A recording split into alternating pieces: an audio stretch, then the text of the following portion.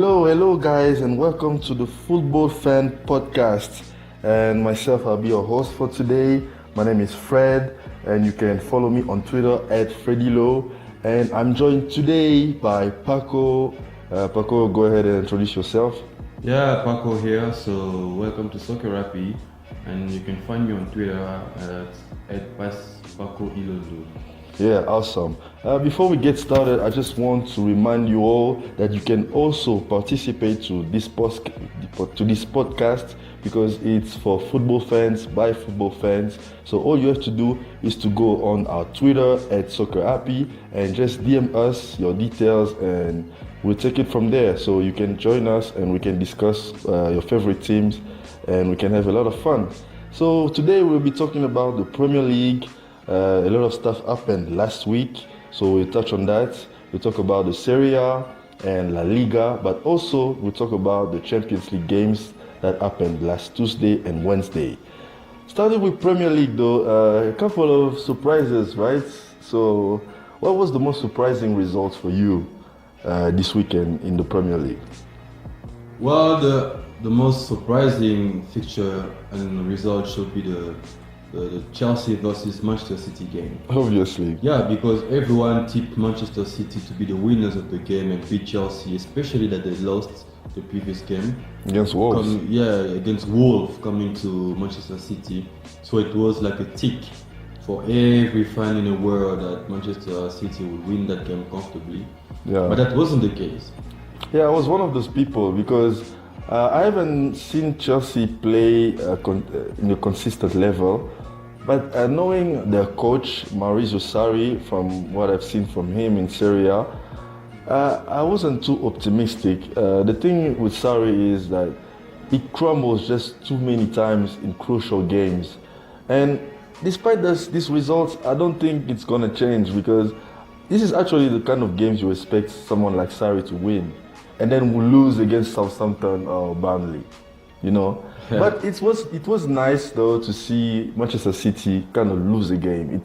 It's been a while. Yeah, because I know you have a lot of things to say about Sarri. Yeah, because I do. Before the game, you were talking about how it's not gonna be the first time they're gonna crumble this season. Yeah. And we saw it again against Wolves. Yeah. When they lost in a game where they were tipped to win the game comfortably. Yeah. Did you see how unrecognizable they were against Tottenham? Yeah. Like that's just how it is. Sarri in Serie A will just win every game and go toe to toe with Juventus. But then throughout the last part of the season, he starts losing or drawing stupid games. The games he will usually win easily. I think he's the kind of guy who just cannot handle the pressure, and it shows in his teams. His players can't handle the pressure because he cannot make them handle the pressure. But the thing is, they're not under pressure yet. They're not under pressure for anything. He's not under pressure for losing his job. They're not under pressure for winning games and mount a title challenge. I think that the pressure I'm talking about is mostly about the pressure on winning every game. You know, when you have momentum going, then it starts to be harder and harder to win games because every team comes against you harder and harder and harder. And you have to keep the same level every week. And I just think he doesn't have. I think he can keep the momentum going for a long time, but sooner or later it's just going to just crumble, and that's just what it does. But I'm glad that Manchester City could lose at least one game because it's getting boring to see them win. But the thing is, week. it was one of many. Well, not one of many because it doesn't look like Manchester City is gonna lose a lot of games. Yes. But I don't think it's going to be the only game they'll be losing this season because as the season is going, we can actually see teams getting much better in finding the balance, and they can actually get to a point where they actually challenge City. Well, when I mean challenge City, it's like go toe to toe. Do you think Liverpool are going to be a real threat when they play against City again? Yeah, I definitely think so. Just because now we know it's not impossible for Liverpool to beat them. We have seen that. Well, they've already beat them 3 times last year out of exactly. 4. And this season they drew their first game. Yeah. But now we're starting to see a Liverpool more stable in the way they play the game. The performance is kind of consistent. Yeah.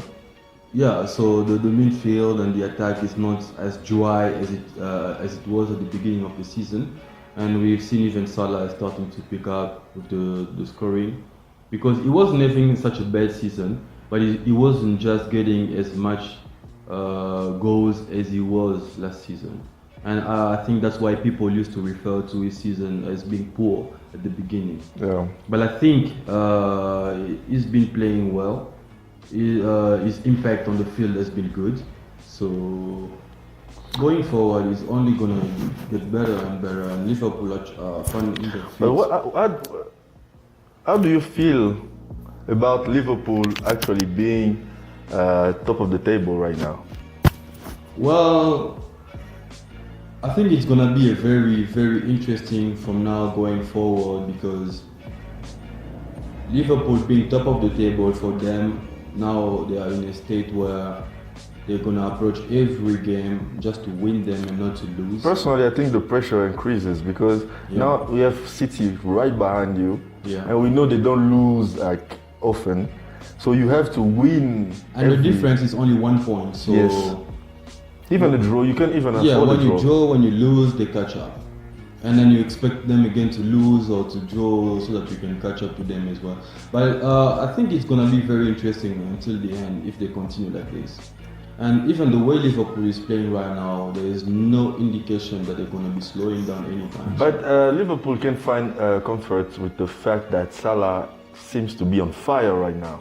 Yeah, but the other thing as well is Liverpool right now is not really solely counting on Salah to provide results. Yeah. Because we've seen that when Salah didn't score, Liverpool still managed to get the result. Like they are playing like a real team. Right now. So they don't really depend on Salah. So if Salah's form is picking up, it's a good thing. But even if it doesn't, I don't think we're gonna be hurt about that too much. I have this burning question though. Who do you think is the best player in the Premier League right now? I have like 3 candidates. I have Aubameyang. Yeah. I have Mohamed Salah. Yeah. And I have what was the third one? Eden Hazard. Okay. So who do you think is the best player? I'm not even going to go into the amount of goals each of them scored, but in terms of football quality, who do you think plays the best football between the 3 players? Who is the most crucial player for each of their teams? Well, if we have to look at chances created, take-ons, and dribbles and all that, then Hazard is by far the best out of the 3. Okay. Because Hazard create things out of nowhere. Whenever you give him the ball, he just kind of knows how to. And he's got the most assists in the Premier League right now. Yeah, so no, he's a very good player in the sense where he can hold the ball, he can dribble, he can take on players, and he can create chances, a lot of them. So yeah, he's very good in that. You know, even statistically, it's still a hard question to answer because you have Aubameyang and Salah who are both top scorer because they have 10 goals each. Yes. Then you have Hazard who has 8 assists in the Premier League right now, the best of all. Yeah. So on one hand you have players who can score goals, and on the other hand you have the one who can assist. Yeah. So who do you pick if you had a choice right now? The thing is, now people are just trolling each other on the internet and everywhere because at the beginning of the season, Hazard just like flew and left everyone else behind him in terms of goals and assists. Yeah. And then he started slowing down because now he's not scoring anymore as he used to at the beginning of the season. Yeah. And then it's just been not as efficient, if I can say it like that, like in terms of going forward and all that stuff. So yeah, that's why people are like fired up. But if we have to look at it, Hazard is not like a bad player. He's a good player. Yeah. But can we actually consider him the best player in the league at the moment? I don't know. I think the problem with Hazard is just how he just disappears sometimes in the season. Yeah. Like he can start the season very well, assists 8 goals, sorry, and then be man of the match maybe 3 times, and then coming January he just disappears for like 3 months again. Yeah, you see, last season and the previous seasons, we had to wait until January and all that to see like a drop in form in Hazard. Yeah. This season, it didn't even go that far. Yeah. Because already this period, we are in December now. Yeah. His performance is already dropping, and when I say dropping, is like he's inconsistent. Someone actually made me laugh the other day on Twitter. He tweeted, Hazard is not only consistent in seasons anymore, he's not inconsistent in games as well. Yeah. Because right now he can start like really strong in a game, and after 30 minutes, 40 minutes, it just disappears. So it's not like a player where you look at you watch a game, and throughout the whole 90 minutes he is like dangerous and like having a good game. Because most of the time when he has a good game, he starts on a good foot, on a good way, like very agitated, and then afterwards he just go quiet. Or he starts very quiet his defense, and goes.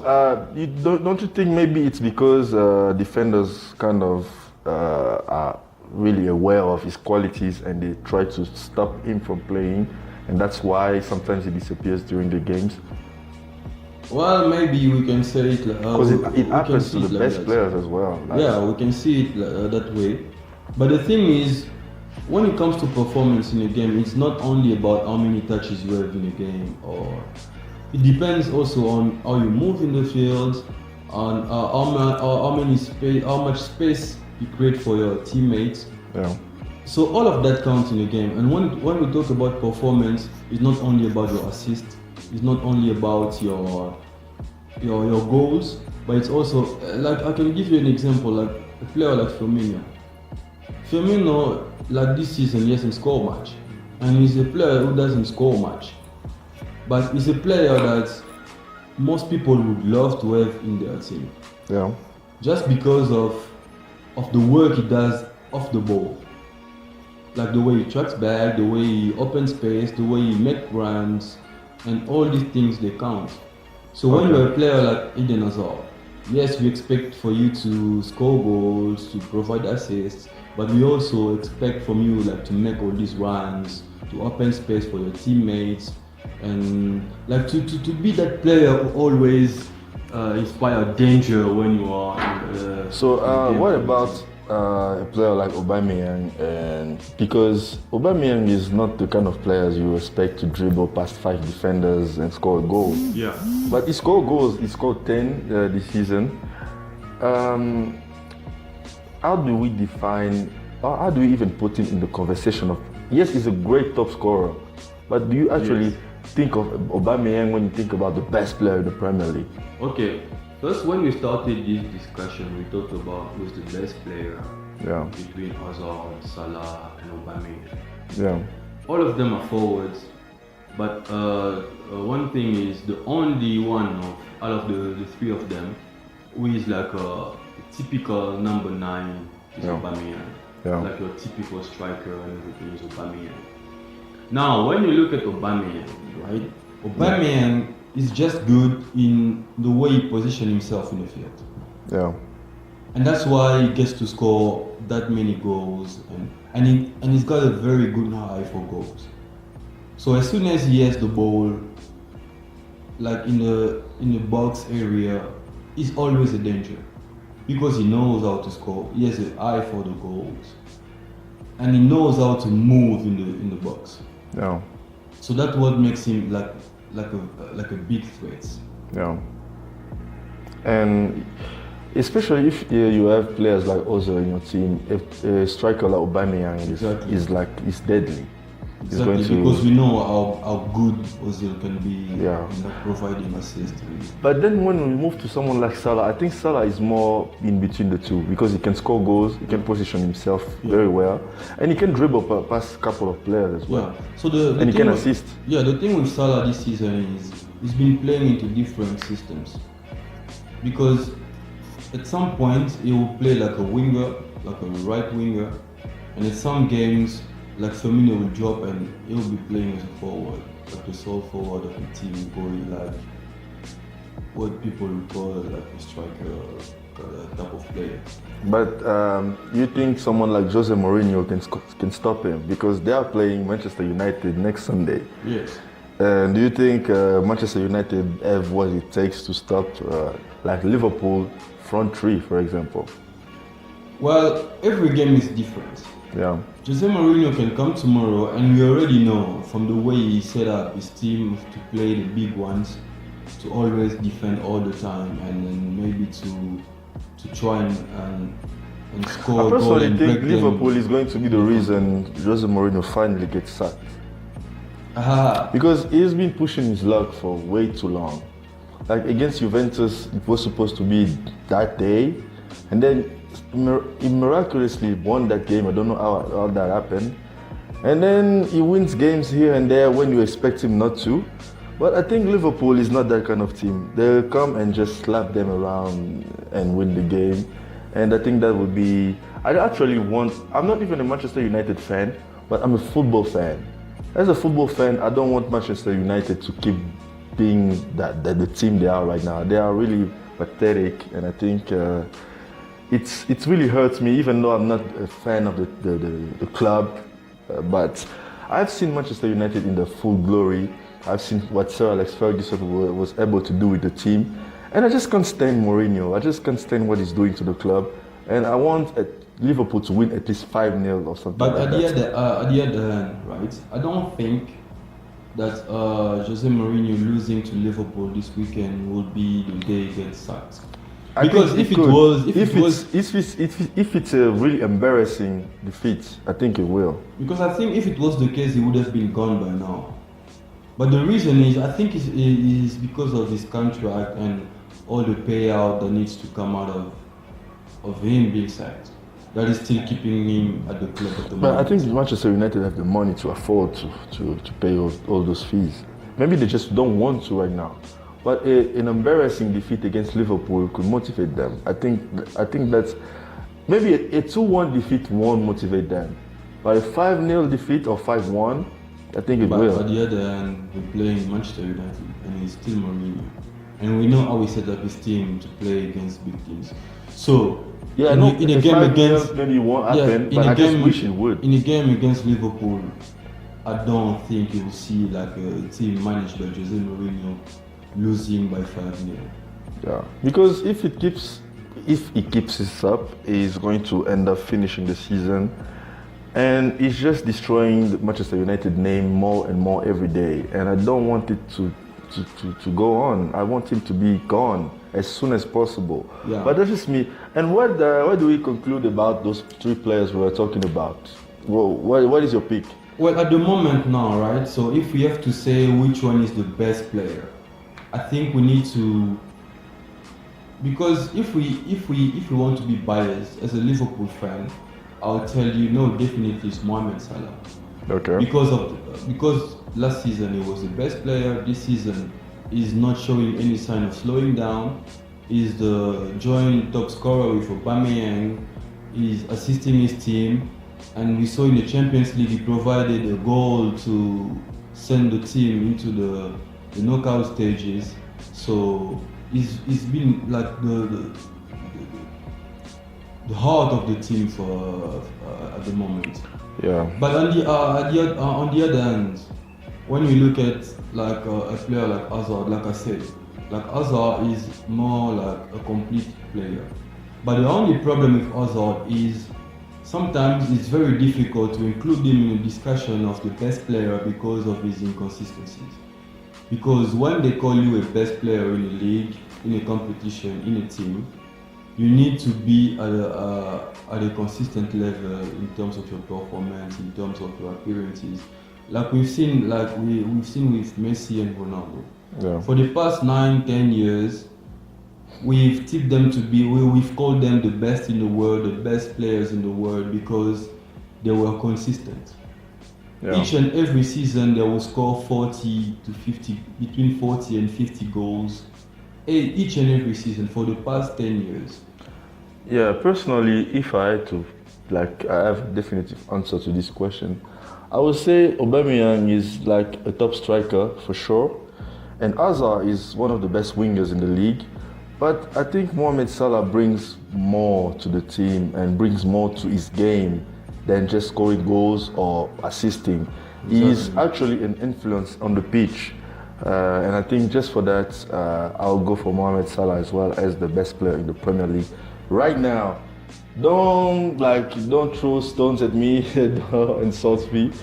You can have your own opinion as well. It's fine. This is not like the definitive answer. It's just my opinion. So we're gonna move on to another league, which is the Serie A. My favorite league in the world right now, but not everyone's because Juventus keep on winning, and it looks like they are going to be crowned Yeah, champions man, by but what's February. happening with Serie A? Juve has been winning the title for 6 years in a row, and they don't look to be stopping anytime soon. But and you- they are in 11 points between the. No, it's them actually and- 8 points. Oh, it's 8 points now 8 points, between yeah. them and the second one. Yeah. So People don't know this, but Juventus hasn't won the league comfortably for like 3 years now. Last season, they had to wait until the last day of the league to actually win the title.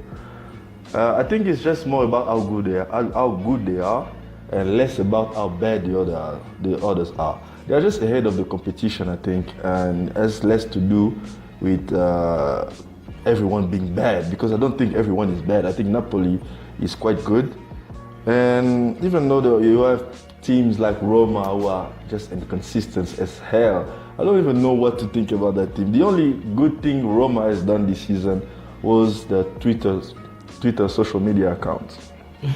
That's the highlight of their season right now. That's but the I only think good the thing they have problem with going for Serie them. A, I was watching Napoli last season, and I was very, very excited about Napoli winning the team, the league. Excuse me.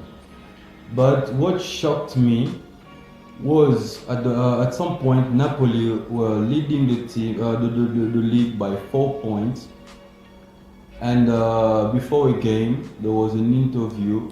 With Sarri. Yeah, a conference with Sarri, and they asked Sarri, so what do you think you're gonna finish this season? Do you really see yourself winning the season? And he went like, well, you never know, anything can happen, and Juve is But- already catching up. So But we know and we know Juventus are it's Juve, favorites. Yeah. and they are favorites to win the league, so they can always come and win at any point. And I'm like, oh wow. Yeah, So- that's a poor mentality. So if you are the manager of a club and you leading the league by 4 points, and you go into a press conference, they ask you about your team and your expectation for the season, Yeah, and you tip for another team to come and beat you to it. No, what but kind of that's message do you that's what I was translate saying to about your, Sarri. to your The players? pressure got to him. You know, Napoli will win all the games, but they will struggle until the end. And then you have Juventus, who were behind at that time. They will win 4-0, 3-0 easily, and they just kept pushing on Napoli. They put pressure on Napoli, and at some point, Sarri, the pressure just got to him. I remember he even insulted a consultant on TV one day. I don't know if it was on TV, but I remember he insulted a journalist who was asking him about his Scudetto race with Juventus. And when you see stuff like that, you just understand that the coach he just can't handle the pressure.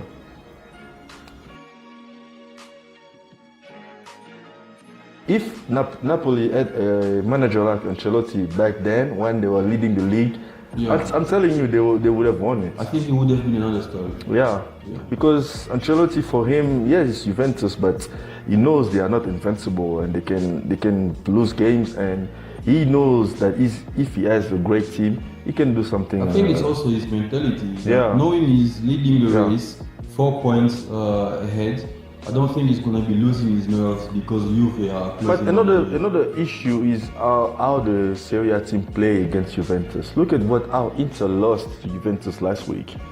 Like they wasted so many chances, so many. They could have like scored at least 3 goals. in the first half.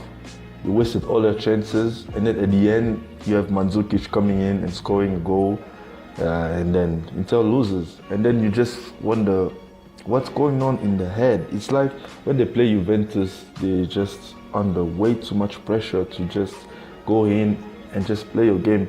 Same thing happened with Milan. Milan was playing Juventus at San Siro, and they conceded early, but they had a penalty, and then Higuain was under pressure. He was nervous as hell. He missed the penalty and then got himself sent off. It was very stupid, but you can just feel how teams are nervous when they play against Juventus. And it looks like Juventus are so ahead of the competition that the teams are losing on a mentality level rather than losing on the pitch alone. So teams are already losing the game in the tunnel. Yes, before even stepping on the pitch. And that's a big problem for the entire league, because it's not just the top 4, top 5 teams who are like that. Even when Juventus, I actually think the mid-table clubs are more courageous against Juventus because they have nothing to lose. And they just come in as the small club and try to do their best. That's where Juventus really suffers. That's why the only team that was able to at least draw against Juventus is a small club this season. But this is weird though, because we don't see Juve dominance in Europe. Yes, they are good, but they don't dominate the Europe the way they are dominating the Serie A right now. So because they have quality, but I don't think they have that quality like that unbeatable quality, like you can't beat them. Yes. I don't think Juventus are invincible. Like they just lost to Young Boys, we'll come to that. But you can see that you can beat them. But the thing with Juventus though is that they play in the level of their opponents. When they play against a small team, they tend to mess up, to make mistakes, yes. But when they play against a team they know can hurt them, they are more careful. So if you want to beat them as a big club, like Napoli, Milan or Inter, you actually have to be better than them on the pitch. And to be better than them on the pitch, you need a strong mentality. You need to be convinced that we can beat this team, despite them having Ronaldo or Dybala or players like that. And I don't think any of those teams have that. Maybe Napoli a little bit, but Napoli unfortunately don't have the same history other clubs like Inter have to go and challenge Juventus in a mental level. But right now, what do you think is the solution for any team to overtake? To wait for Juventus to just start declining. I think that's the only option. Because we can't force other teams to become mentally strong. You can just hope for Juventus to start declining. I mean, if I'm a player from another team in this area, right? Yeah. Just watching the Champions League and see Juve losing to Young Boys would give me like some kind of wake-up call mentally to be like. But that's the thing. They lost against Young Boys not because they were playing bad, but because they were neglecting the game, and Young Boys took advantage of that. They are not going to make mistakes against Napoli. That's not going to happen. But I'm not even talking about Napoli. I'm talking about the small rest teams. of the teams in the league. The small teams. Not even the small, like the rest of the teams in the league, big or small. Yeah, but that's what I'm saying. The big teams can't even think about the Young Boys because it's not going to go down like that. You won't see Chiellini make mistakes against a team they know can hurt them. However, teams like Atalanta or Bologna can look at that game and be like, oh, this is how we can approach a game against Juventus. Wait for them to make mistakes and then strike hard and not miss any chances. But the thing is sometimes you push those players to make mistakes by the way you play. By applying pressure. Yeah, and put pressure on them, press. I don't think the way Juventus play, you can push them to make mistakes. But it happens, they are human beings. It's a team that can make mistakes like any other team. Because if you say, let's go to a game and wait for them to make mistakes, if you never make a mistake, that means you're never going to win a game and you're never going to be constructing anything and get anything out of it. No, I think the best way to beat, because as an AC Milan fan, we beat them twice last year. We beat them in the league and we beat them in the final of the Super Cup of Italy. So I know that for a fact that we beat them with one of the worst team we've ever had. It wasn't last season, by the way. It was the season before. So we beat them with players like Carlos Bacca and young kids like Locatelli. So we know, like, we can beat Juventus, even big teams. Napoli beat them last season, I think. Yeah. It was towards the end of the season. So yeah, they can lose even when they come play against big teams. It's possible. But right now, it's more about waiting, especially in the race for the Scudetto. You can't really expect them to lose against Bologna or Sassuolo. It can happen, but you can count on that. The only way to get the title from them is to get all those top 4 teams to come together and beat them. And that's not happening, and that's frustrating, and that's, yeah. And speaking of big teams, they are playing AS Roma next week. This Sunday, actually. It's not even next week. So, but what position Roma is in the league right now, and how has the performance Roma been lately? are actually That's the trying to problem. catch up to the top 4. They are 8th right now with 21 points, and Milan is 4th with 26 points. So they are 5 points away from 4th, and they want all the points they can get. And I actually think Roma can surprise Juventus, because just like Chelsea in the Premier League, Yes. they are these kind of teams who can drop points, a lot of points against small teams, and then be completely transformed against big teams. And this is Juventus. They know what Juventus are capable of, and they want to get a result. So that's the only thing I'm hopeful for. I hope that will happen. So let's just wait and see. Yeah, so the problem is now we just need, like in this area, for Juve to drop like a few points here and there, because in the other hand, we also want the competition to be interesting, to be challenging. Like when you have other teams coming at you, and then see how the teams deal with pressure, Because when you are 11 points, 8 points ahead, there's actually not so much pressure, especially if the other teams are not playing so well and winning the game very comfortably and in a very convincing way, All right.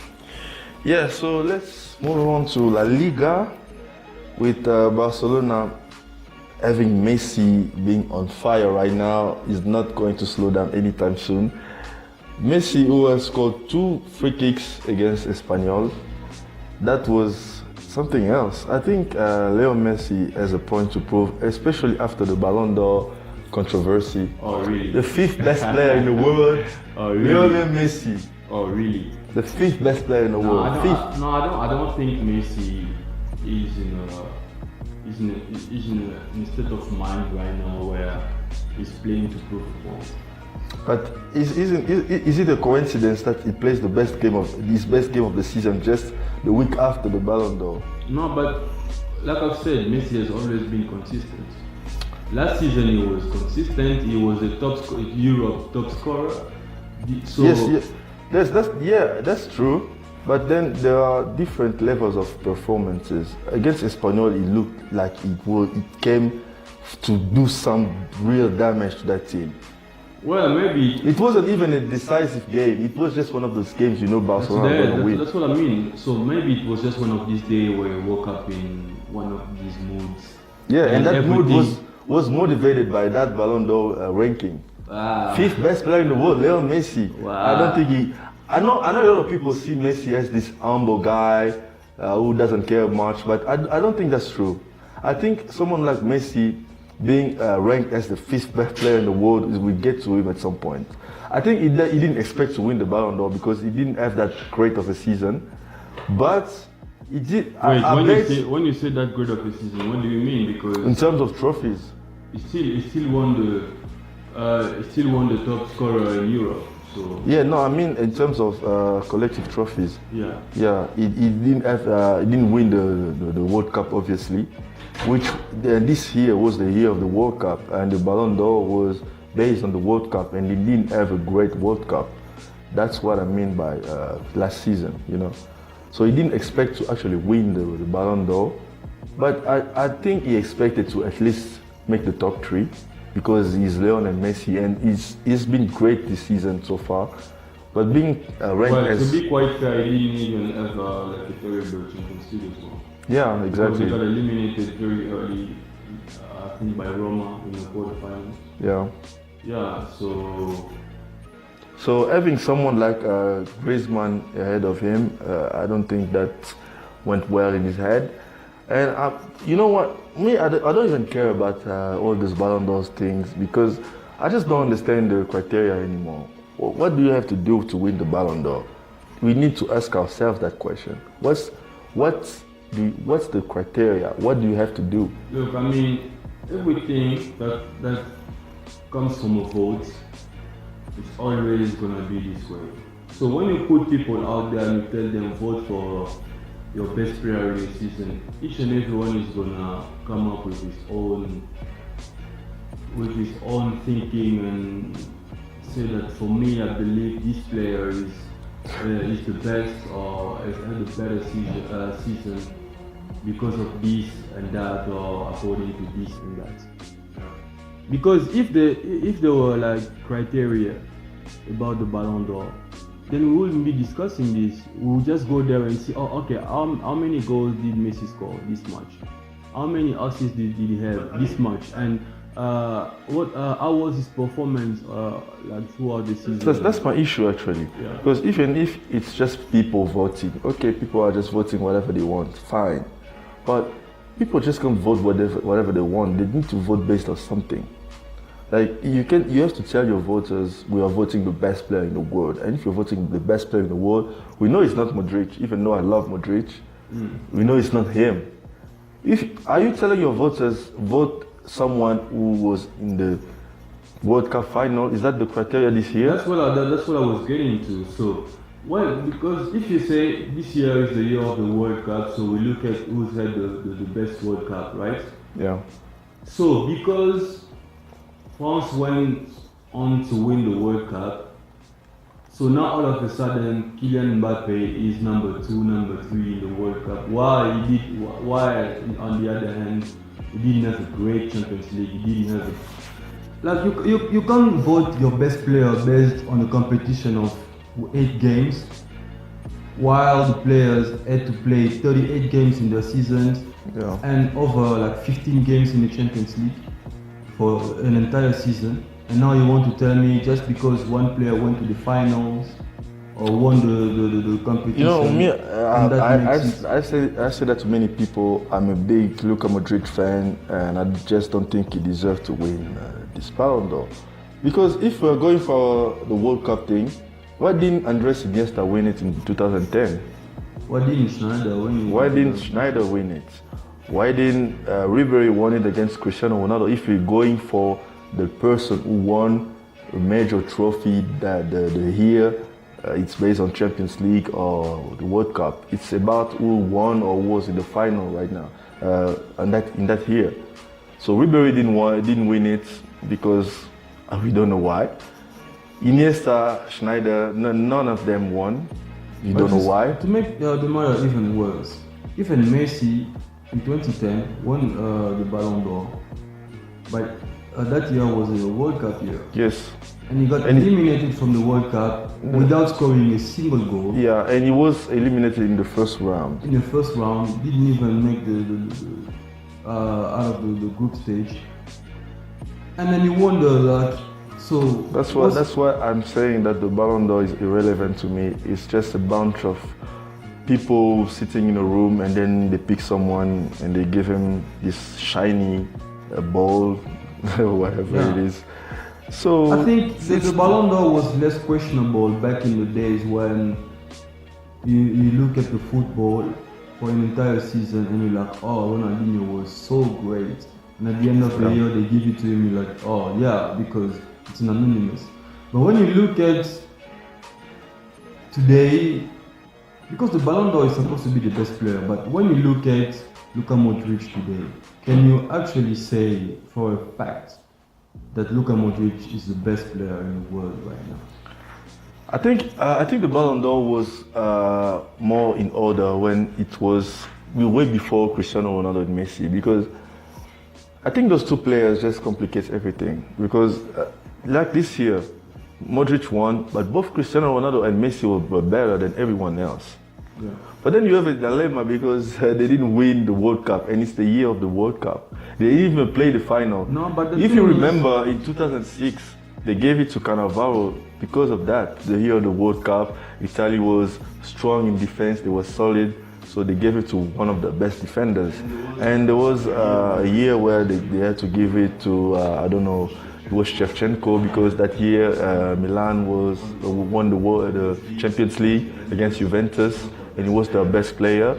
So it was easier to identify the criteria in that but time. what was the reason why Messi won it in 2010? Because he didn't even... I think he scored like the most goals in the world when he played in the Champions League. I think they won the Champions. No, the Inter won the Champions League that year, but I think he had like the best statistics out of all of them. That's what I'm saying. That's what I'm saying. That was the first mistake those people made. They didn't stick to their criteria because Messi was Messi at that time. They didn't want to give it to Xavi or Iniesta at that time because there was a Messi and everyone was all on Messi at that time. If they stuck with the criteria back then, we wouldn't be in this mess. Because right now they want to go back to the criteria, but it's too late. What happened to those who didn't get it when we gave it to Messi and Ronaldo back then? And now they have 5 each. And how many of those, both of them deserve to really have? If we have to stick to that criteria they pretend to have. So it's just a mess to me, so it's just irrelevant. Yeah, I think the Ballon d'Or is the worst thing that happened to football. Yeah, I think they just should scrap it altogether and start rewarding just team. Exactly, because the football at the end of the day is a team effort, is a team game. So if you want to reward someone for having a good season, just like do something like a team of the year where you reward every player who's had a good season for their respective positions, instead of just going and say, oh, the best player this year has been Cristiano or Messi or Modric because they won the World Cup. Because now if we go back to the statistics and the World Cup, now Antoine Griezmann is saying that he had to be ahead of everyone else because he won the Europa League. He won the World Cup, and he was the most the top scorer for France in the World Cup, and he's had a very good season in La Liga. Yeah, and he made a big impact in the World Cup, so yeah. It's not wrong. So, like, he's right to complain about it, but do we really want to be in a position? I think the Ballon d'Or has become a popularity contest. Do we really want to be in a position now where players start to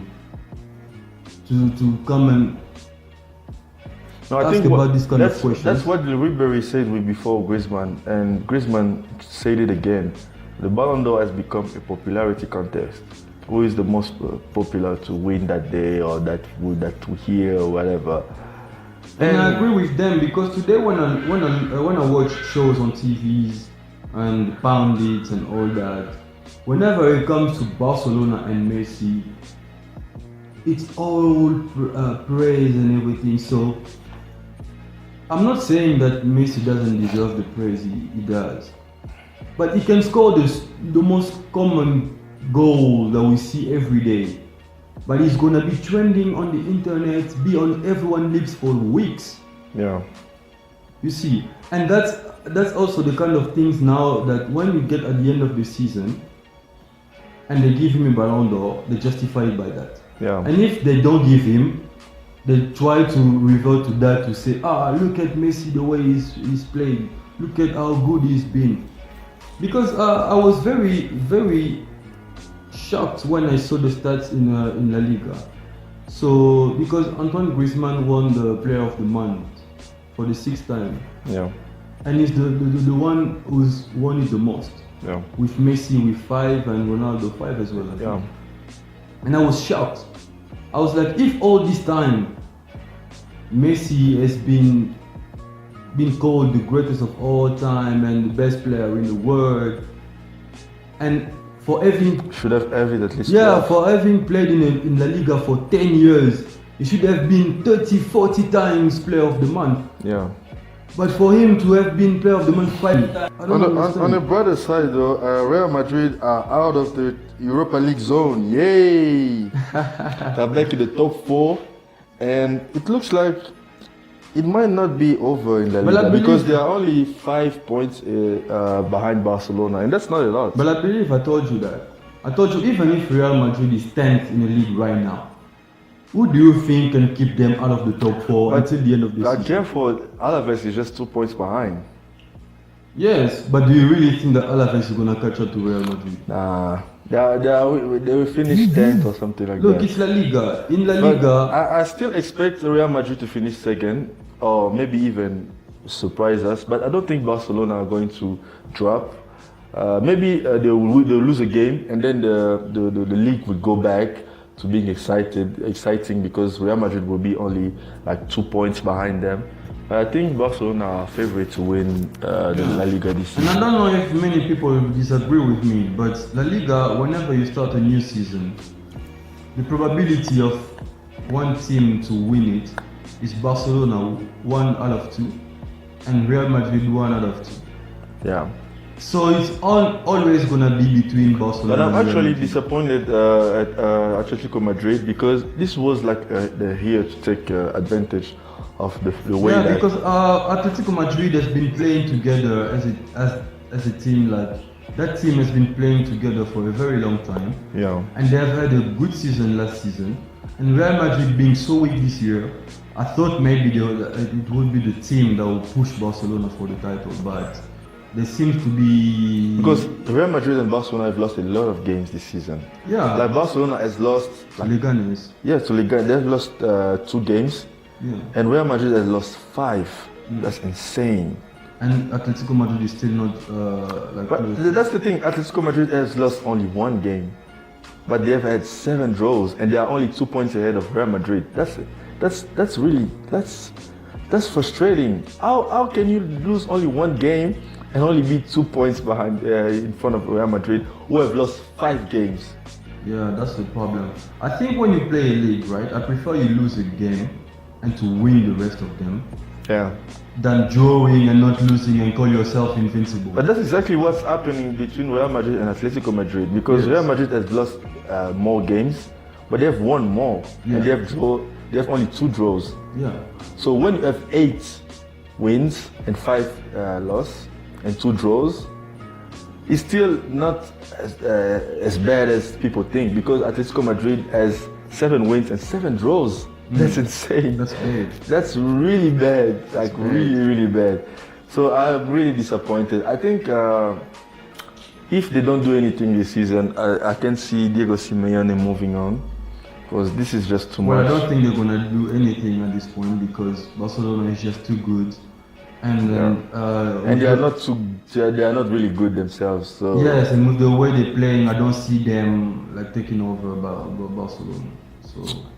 So yeah, I think the La Liga is one of the most interesting league this season because it's really tight.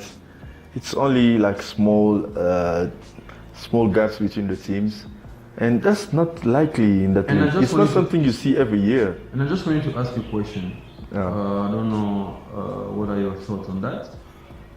So people were saying that this season, La Liga has always been like a top league because of the way their team performs in Europe and against the rest of the teams in the league. Yeah. Do you think it's true, or do you think it's more like Real Madrid and Barcelona are just good teams? That's why they are on top of everyone else, or is it more about the league? But I think this season is proving that it's more about Real Madrid and Barcelona because now that Real Madrid are not as good as they used to be and Barcelona are really sloppy, we can see that the league is getting interesting. It's when both of those teams are like at the top of their form, that's when the rest of the team look bad. That's what I was saying about Juventus. It's just about being ahead of the competition. Yes. When there is a team or two way too far ahead of the competition, that's what happens to a league. Yeah. And I think that the best example is Ligue 1 in France. when you have a team like PSG being like so far ahead of the competition that they are probably going to win the league by January. And even though it kind of makes me laugh when people say Farmers League, I don't think that's the appropriate term I will use for that kind of gap. I just think they are just ahead of the competition, and unless they start declining or another team gets bought by some rich guy, and it's just gonna keep going for like a couple more years. So that's why I always say I really don't like the debate when people come and say this league is better than this one because of X, Y, Z. I just think it's individual teams. Yeah. So I think Real Madrid and Barcelona all these years have been good. Yeah. They've had good players. Barcelona have Messi. Real Madrid had Cristiano, who was on fire, one of the best players working this earth. So I think they were just ahead of everyone else. And when you meet them, you can expect them to create problems for you because of the quality in the team. And that has nothing to do with the league or anything else. And this season we were seeing Liverpool, we were seeing Manchester City. Manchester City being where they are today, being as good as they are today, has nothing to do with the league. It's just the fact that Pep Guardiola has come in, bought his players, set up his team, and now they are as good as they are just because they're just good because of the quality of the team. There's nothing to do with the league. Okay, let's close this with the Champions League. Something really weird happened this week with the Champions League. A lot of big teams lost when we didn't expect them to lose. Well, most of them qualified already, that's why... Juventus lost to Young Boys. Yes. Real Madrid lost to CSKA Moscow. And Manchester United obviously lost to Valencia. But none of those results affect the teams. So, hey, even Roma lost yesterday. Yes. So, yeah, like I said, none of these results affected anything because all of them were already through. But I think it's just funny. But you know, the last game that Manchester United played, when they scored the goal at the last minute by Fellaini, if you saw the relief in Mourinho's face, I think it was because he knew that if they had to rely on the Valencia game to qualify, that was never going to happen. Yeah. But the most interesting part for me was the Liverpool-Napoli game. Yes. With Mohamed Salah showing up again. I think this is really great for Liverpool that Salah is so great right now. Yes. And they can actually rely on him in big games because he was really on fire. But the only good thing, the other good thing about Liverpool is also the goalkeeper. Yeah, Alisson with a huge save at the end. Yes. I was about to say that. But I just don't like how Mane missed all those chances because Napoli was about to punish you guys. Yes, so the problem now is Mane, when he's having a very good game, is having a very good game. But when he comes into a game and plays the way he played against Napoli, you just feel like you want to bite his head off or something like that. Yeah. Because he just missed simple chances. Yeah. Like thing that you expect. He could have scored a player. hat-trick. Yeah, he could have had a hat-trick. And goals that you expect a player of the caliber of Mane to score and see him miss like that, you just look and see like, wow. Like the very last goal, the one where he was one-on-one with the goalkeeper. Yeah. Like the way he just kicked it out and you could have seen the expression in his face, it was like, ah. And you look at it and you're like, dude, they can score any time. I just don't like how inconsistent he's becoming. Because you don't know what to expect from him anymore. Exactly. He can be great today, bad tomorrow, decent the day after. It's disappointing knowing how good he usually is. Sadio Mane is a very good player. But sometimes you don't know what to expect from him.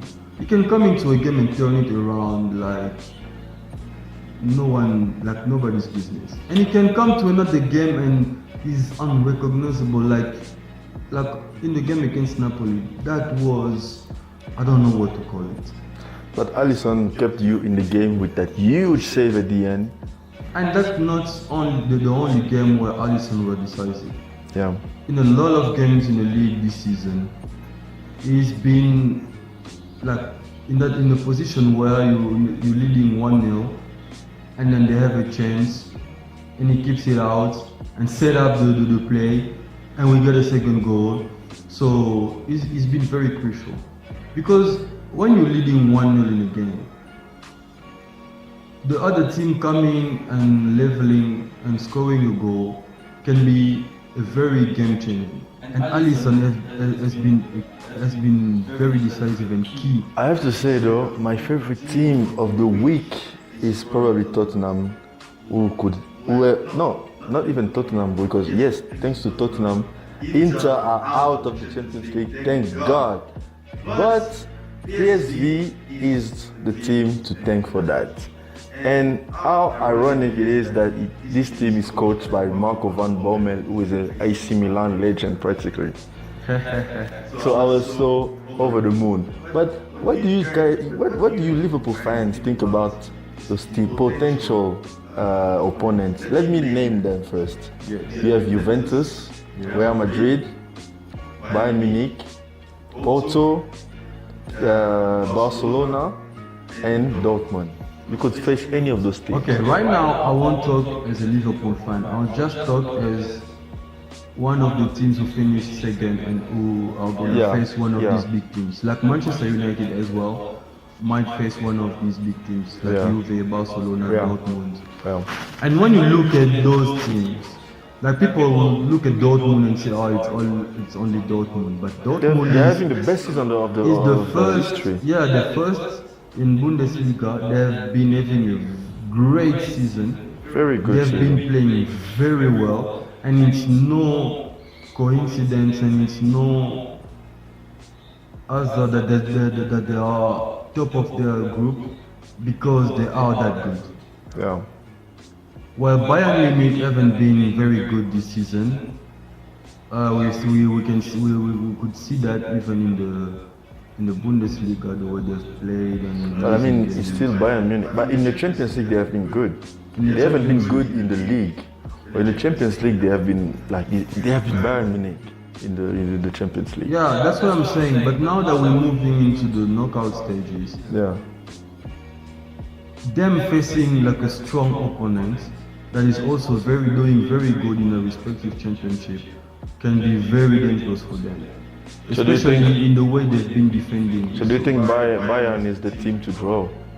So for a team like Liverpool and Manchester United, well, Manchester United are struggling a lot as well. So it's going to be very dangerous for them because if they meet Bayern, I'm afraid they might get knocked out of the competition. Yeah. But for Liverpool, I think if they draw Bayern Munich, it's going to be a very interesting game. But with the way Bayern Munich have been defending lately, it's gonna be like a game where Liverpool can actually go with their head high and hoping to get something out of the game. Because even if you look at Liverpool defense right now, Liverpool is practically the best defense in Europe, because in all the top 5 leagues in Europe, Liverpool is the one who has conceded the least goals. Yeah. They've conceded 6 goals out of 16 games, which is like that's very crazy. Each and every league. But I think this just means that whatever happens during the draw, we'll have good fixtures to talk about. No, definitely. In the next.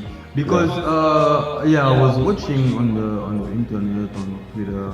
So people were saying, yes, if Liverpool or Manchester City draw Porto, then they're all good. If they draw, but I mean, this is the Champions League. It's the Champions League. Yeah. I was watching when Liverpool lost to Red Star Belgrade. No one could have anticipated that. That's because in the Champions League, all these teams are of the highest quality. But Porto is a Champions League winner as well. And this round of 16, all the teams that have qualified there are teams to fear. Yeah. Even Porto, people are just looking and say, it's only Porto. Yes, Liverpool beat Porto 5-0 last season in the Champions League. Yeah. But this season is another season. Yeah. They're in another round.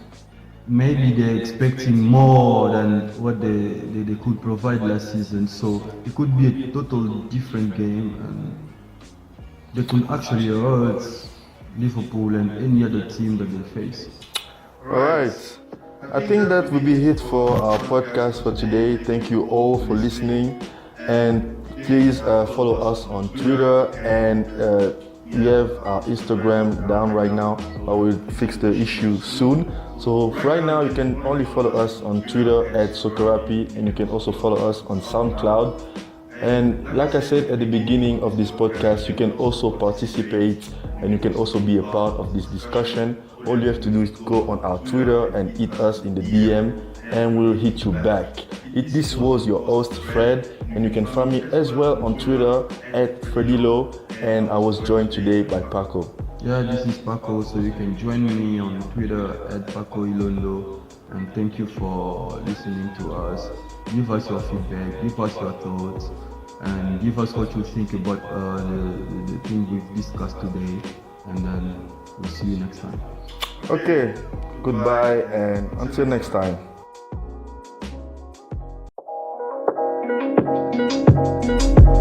Thank you for watching our channel. If you like our content, show us some love by hitting the like button and hit the subscribe button to keep up with any further content.